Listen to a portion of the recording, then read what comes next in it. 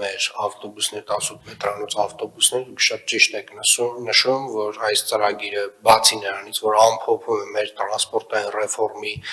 առաջին, այսպես ասած, ամբողջական փուլը, որը դեռևս նախանշված էր 2016 թվականից, մենք սրանով մի քանի կարևոր հարցին ենք անդրադարձ ունենում, առաջին հերթին դա խցանումների խնդիրն է,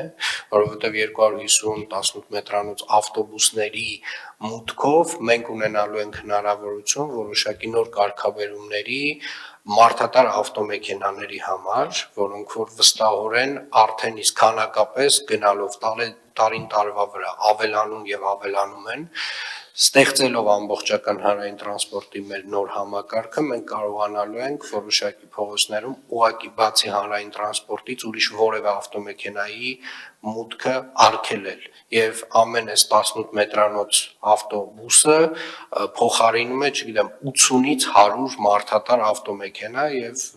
կարող ենք այս համեմատականները շատ հստակ անել, սա առաջին իհարկե գործոնն է, երկրորդ գործոնը իհարկե վերաբերում է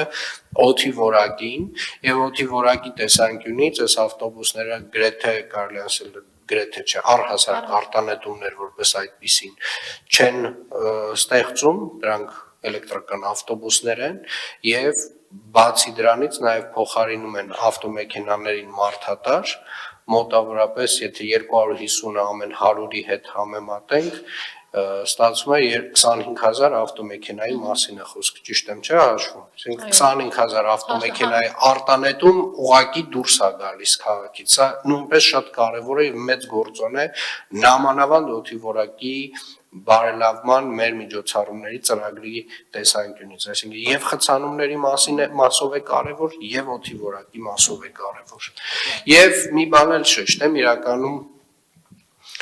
շատ մեծ անհավատություն կա մեր բնակչության շրջանում այս խոշոր ծրագրերի հետ կապված, մասնավորապես Աջափնյակի մետրոյի եւ իրականում կարծում եմ սա նաեւ եւս մի գործոն է, որպեսզի այդ համատարած անհավատությունը մի օր 180 աստիճան փոխվի եւ կոտրվի եւ իրականում այս տարվա ընթացքում ես ակնկալում եմ ձեզնից եւ ձեզանից Տիկին Թևանյան, որ այստեղ իրապես գործուն քայլեր ենք անելու եւ իրապես մարդիկ արդյունք են տեսնելու։